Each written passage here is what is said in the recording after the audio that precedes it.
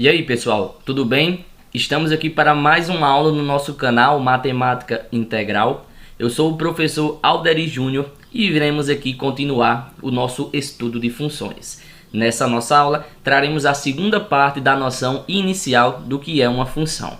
Desde já, deixe o seu gostei, se inscreve no nosso canal e abaixo deixe o seu comentário. Roda a vinheta e vamos ao vídeo.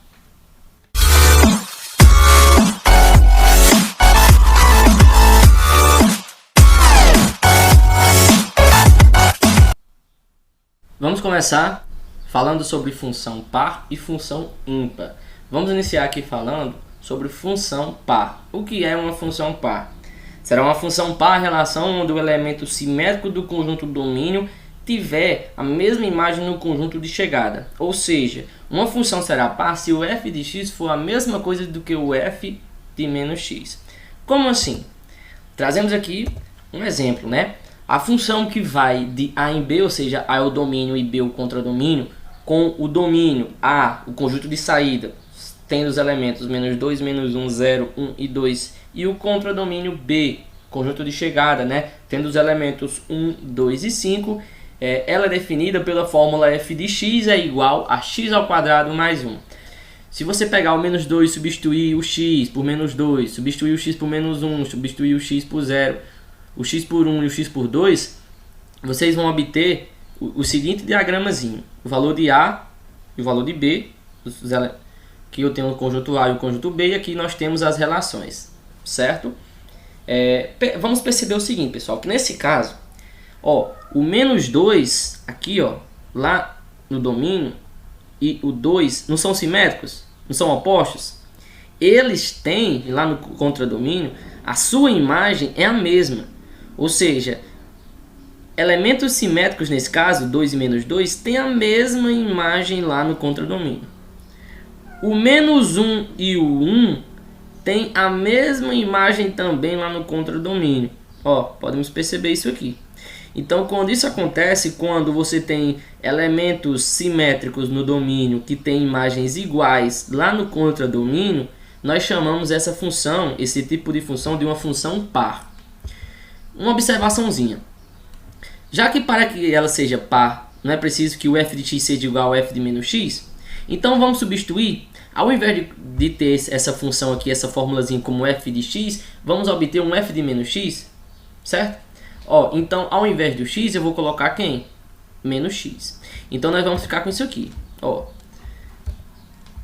Aqui, no f de x, vai ficar f de menos x. Ou seja, eu vou colocar o f de menos x. Aqui no x, eu vou substituir por menos x. Então, vai ficar menos x ao quadrado. Quanto é menos x ao quadrado? Um número negativo elevado a um expoente par não fica positivo? X ao quadrado, vamos repetir, colocar x ao quadrado? Então, a resposta para isso é x ao quadrado mais 1. Agora, vamos observar. O f de menos x deu x ao quadrado mais 1. E o f de x é x ao quadrado mais 1. Não são iguais? É o que diz isso aqui, ó, na relação inicial, no conceito, né, de uma função par, que o f de x é igual ao f de menos x. Tá certo? Então, nesse caso, pessoal, nós chamamos essa função que vai de A em B com esse domínio, e com essa fórmula, f de x igual a x ao quadrado mais 1, nós dizemos que essa função, em específico, ela é uma função par. E o que é uma função ímpar? Será uma função ímpar a relação onde os elementos simétricos de um conjunto do domínio terão imagens simétricas lá no contradomínio, lá no conjunto de chegada. Ou seja, uma função será ímpar se valer essa relação. O f de menos x é igual a menos o f de x. Vamos entender melhor com esse exemplo. Eu tenho uma função que vai de A em B, com A valendo menos 2, menos 1, 0, 1 e 2, que é o nosso domínio, e o nosso contradomínio menos 10, menos 5, 0, 5 e 10. Ela é definida pela fórmula f de x igual a 5x. Se você substituir, né, como a gente já viu, a gente já aprendeu, substituir esse x por cada valor desse aqui, você vai obter as seguintes imagens, vai obter o seguinte diagrama de Venn. Vai obter essa relação aqui, tá certo? E nós podemos perceber que nesse gráfico, olha aqui, menos 2 tem imagem lá no contradomínio valendo menos 10. Ou seja, se eu substituir esse x aqui por menos 2, vai ficar 5 vezes menos 2. não é menos 10? Pronto. E o 2, que é o simétrico de menos 2, né? É o oposto, tem imagem 10. Agora vamos observar as imagens desses dois elementos, do menos 2 e do 2. Eu tenho a imagem do menos 2 valendo menos 10 e a imagem do 2 valendo 10 positivo. Então o que é que a gente pode tirar disso? Que esses elementos simétricos no domínio, eles têm imagens simétricas lá no contradomínio. É a mesma coisa que acontece aqui com esse menos 1 e o 1. Eu tenho dois elementos simétricos no domínio que têm imagens simétricas no contradomínio. O menos 5 e 5 são elementos simétricos. Então, quando isso acontece, pessoal, essa função, nós dizemos que essa função é uma função ímpar. Função injetiva. O que é uma função injetiva? É a função que transforma diferentes elementos do domínio em diferentes conjuntos de imagem, certo? Como assim? Elementos diferentes que saem do domínio, isso implica o que vai acontecer? Terão imagens diferentes lá no contradomínio. Perceba, aqui eu tenho um x1 qualquer e um x2 qualquer. Eles são diferentes, não são o mesmo número. Quando eu aplicar a função, eu vou obter duas imagens também diferentes. Ou seja, elementos diferentes têm imagens também diferentes lá no contradomínio. Então aqui nós temos os nossos diagramas, né? E vamos obter as relações. Por exemplo, perceba que A tem uma imagem B lá no contradomínio e C tem uma imagem D lá no contradomínio. Aqui eu não tenho dois elementos diferentes no domínio. Eles não obteram com a função dois elementos diferentes lá no contradomínio, ou seja, duas imagens diferentes. Então, quando dois elementos diferentes no domínio têm imagens diferentes no contradomínio, essa função a gente chama de função injetiva ou injetora. Então, nesse caso, nós temos a função injetiva. Nesse outro caso, eu tenho o conjunto A e o B, certo? E a relação é a seguinte: A tem imagem B e C tem imagem B também. Então, os dois elementos que são diferentes no domínio, eles não têm imagens diferentes lá no contradomínio. Pelo contrário, eles só têm uma imagem, que nesse caso é B. Então, a gente pode perceber que dois elementos diferentes no domínio têm imagem igual lá no contradomínio. Isso foge do conceito de função injetiva. Então, nesse caso, essa função não é injetiva. Agora, o que é uma função sobrejetiva ou sobrejetora? É uma função que todos os elementos do contradomínio estão relacionados a pelo menos um elemento no domínio. Isso quer dizer, a imagem dessa função é justamente todo o contradomínio. Como assim? Eu tenho aqui o conjunto A e o conjunto B, certo? Nesse caso, vamos perceber o seguinte, ó. Todos os elementos do contradomínio, eles têm pelo menos um elemento correspondente lá no domínio. Nenhum está sobrando, né? Você imagina assim, nenhum elemento do contradomínio está sobrando. Todos têm associados lá no conjunto de partida, no domínio. Então, nesse caso, todos os elementos que estão no contradomínio são a nossa imagem. Ou seja, nesse caso, o nosso conjunto imagem é todo o conjunto do contradomínio, certo? Então, o conjunto contradomínio é justamente o conjunto imagem nesse caso. Quando isso acontece, essa função é sobrejetiva. E nesse caso aqui, essa é a relação, mesmo do exemplo anterior, né? Olha, o D está sobrando. Isso não pode acontecer. O B tem correspondentes, mas o D não tem. Nesse caso, nem todos os elementos do contradomínio têm elementos correspondentes lá no conjunto do domínio. Então, nesse caso, essa função ela não é sobrejetiva ou sobrejetora. Vamos agora falar sobre função bijetiva. O que é uma função bijetiva? É muito simples. Para uma função ser bijetiva, ela tem que ser injetiva, que a gente já viu, e sobrejetiva, que a gente também já viu ao mesmo tempo. Ou seja, injetiva e sobrejetiva simultaneamente. Quer dizer o quê? Quer dizer que o conjunto imagem tem que ser igual ao contradomínio, né, para ela ser sobrejetiva. E para ser injetiva, a gente já viu que elementos diferentes do conjunto têm que ter imagens diferentes no contradomínio. Para ser injetiva, elementos diferentes do domínio têm que ter imagens diferentes lá no contradomínio, né? Então, se uma função tiver essas duas relações, se ela for injetiva e sobrejetiva ao mesmo tempo, ela será bijetiva. Então, esse é o primeiro exemplo. Nesse caso, pessoal, é bijetora ou bijetiva, né?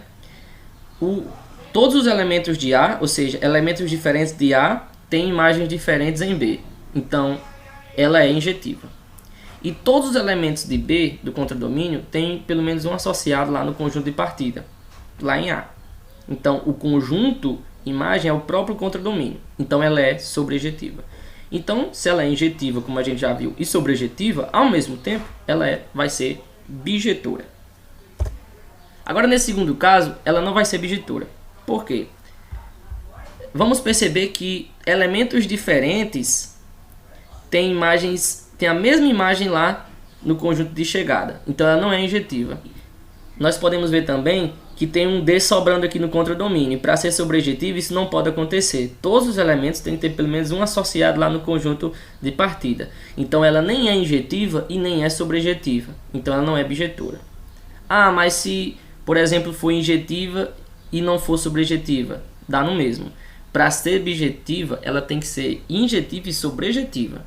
Se um dos conceitos falhar, ela não vai ser bijetora. Tem que ser as duas ao mesmo tempo. Então vamos trazer agora o conceito de função composta. Seja uma função f que vai de A em B e uma função g que vai de B em C, nós denominamos h que vai de A em C, tal que esse h é igual ao gof, essa bolinha, né? Quer dizer composto, gof de x ou g de f de x se a gente preferir. Ah, não entendi nada. Tudo bem. Vamos fazer aqui um diagrama. Eu tenho um conjunto A que tem um elemento x. É o nosso domínio, certo? Então, eu vou aplicar uma função nele. Lembra? A função f é o quê? Vai de A em B. Então, está aqui. A função f levou o x, que estava em A um f de x, que está em B, ou y. Não foi assim que a gente aprendeu até agora? Pronto. Mas eu tenho também uma função g, que leva um elemento que está no conjunto B, ou seja, um f de x, leva esse f de x a um elemento em outro conjunto C. Aqui está. G é a nossa função, essa segunda função, que leva os elementos de B, ou seja, o f de x, a um outro elemento lá no conjunto C. Certo? Quem é a composta? É um H que leva um elemento do domínio, ou seja, lá no A, até esse último conjunto que a gente obteve. Então, esse é o H, é a função composta. Então, a função composta vai ser, nesse caso, é quem? É um G de f de x, não é? Ou, se preferir, quando o f de x não está dentro do g de x, não é verdade? Então, nós podemos chamar de gof, certo? Então, pessoal, gof é a mesma coisa que g de f de x. E fog, se você tiver um fog, é a mesma coisa que o g de x dentro do f. Seria justamente o contrário, certo? Então, para a gente entender melhor, vamos trazer aqui um exercício em forma de exemplo. Eu tenho funções f e g. A função f é x² menos 1 e g é 2x. Pede para a gente calcular o fog e o gof. Nós vimos que o fog é a mesma coisa que f de g de x, ou seja, o g de x está dentro de f. O que é que isso quer dizer? Que nós vamos substituir o f aqui, onde tiver o x, eu vou colocar a função g todinha dentro. Como assim?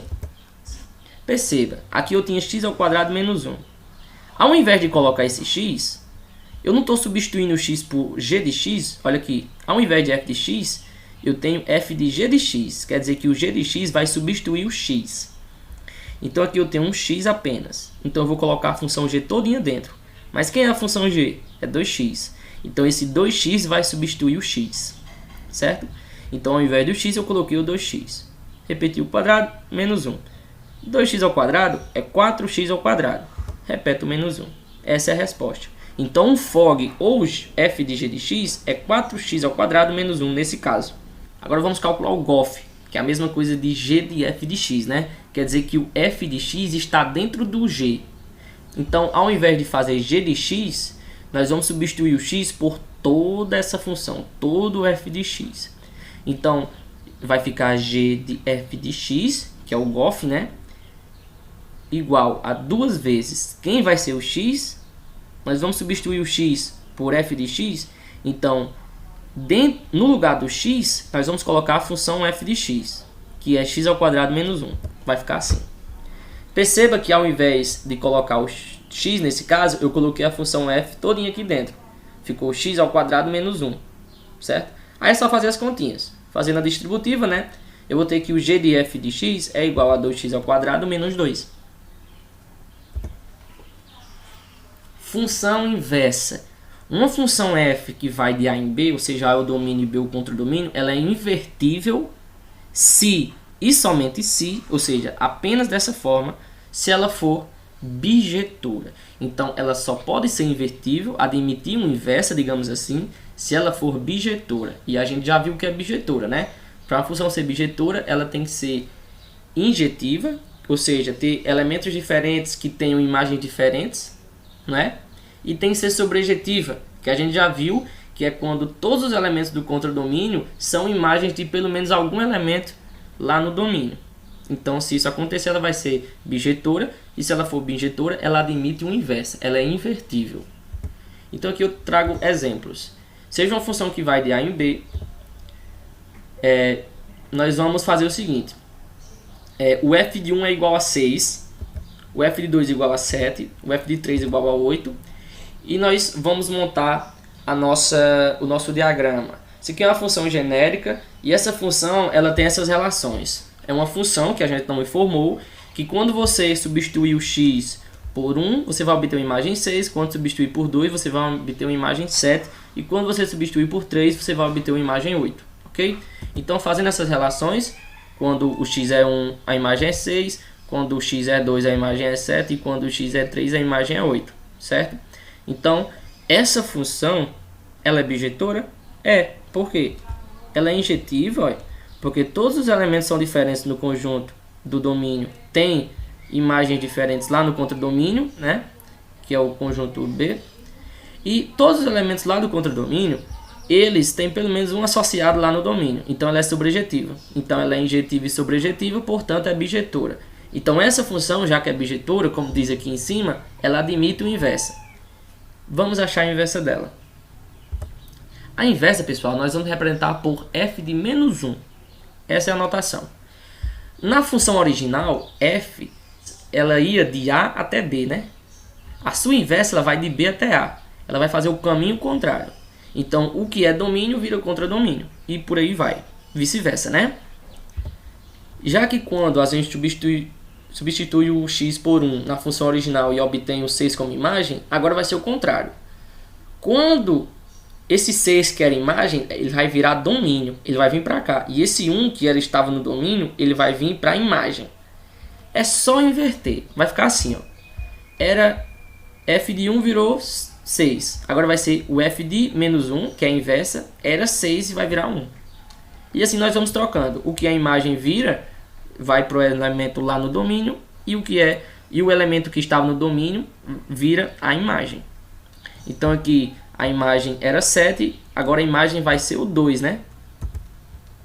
E aqui a imagem era 8, o 8 agora vai estar no domínio, e o 3 que estava no domínio agora vai passar a ser a imagem para o f de 8. Certo? E construindo as relações, como ficaria a nossa funçãozinha? Ficaria assim. Antes a função ia de A até B, né? Agora a função vai de B até A, não mudou? Então nós vamos ter essas relações aqui, ó. Perceba que a flechinha, a ponta da flecha estava por 6. Agora a ponta da flecha vai estar para o 1. A ponta da flechinha estava para o 7, ou seja, ia do 2 até o 7. Agora vai do 7 até o 2. E aqui ia do 3 até o 8. Agora vai do 8 até o 3. Mas como determinar, como obter a inversa de uma função? Vamos trazer esse exemplo em forma de exercício.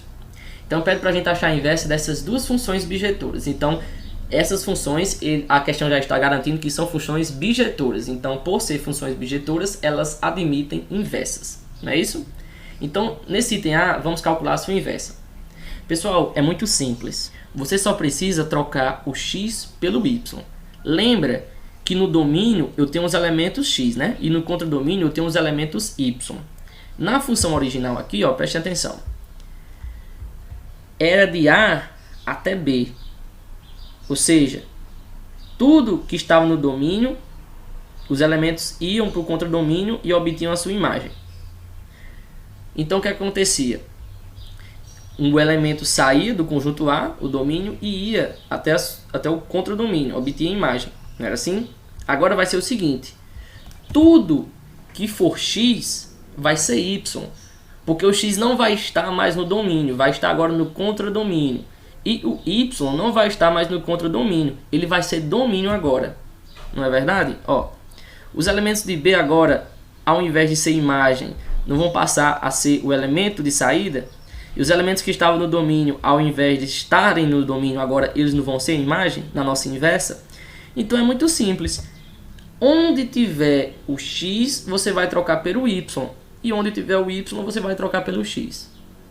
Vamos colocar em prática. Aqui eu tenho y igual a 3x menos 1. Então, ao invés de colocar y, eu vou colocar x. E ao invés de colocar x, eu vou colocar y. É só trocar. Não ficou assim? Ó, o x agora está no lugar do y. E o y agora está no lugar do x. Pronto. Qual é o próximo passo? É isolar o y. Então, primeiramente, o que é que eu vou fazer? Eu vou passar esse menos 1 aqui, esse menos 1, para o outro lado, né? Então, desse lado ficou só o 3y. Aqui eu tenho o x mais 1. Passou para o outro lado, ficou positivo, né? Ok? Então, já que a gente quer isolar y, esse 3 vai passar para o outro lado dividindo. Então, pessoal, a nossa inversa nesse caso é x mais 1 sobre 3. Quer dizer, a inversa da função 3x menos 1 é x mais 1 sobre 3. Mesma coisa vamos fazer no item B. Onde tiver y vai ficar o x e onde tiver o x vai ficar o y.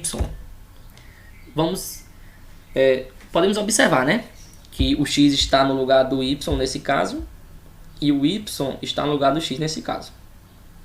Então agora nós vamos isolar o y. É só passar o 5 para o outro lado, né? Ou seja, o que é que realmente acontece? Subtrair 5 dos dois lados da igualdade.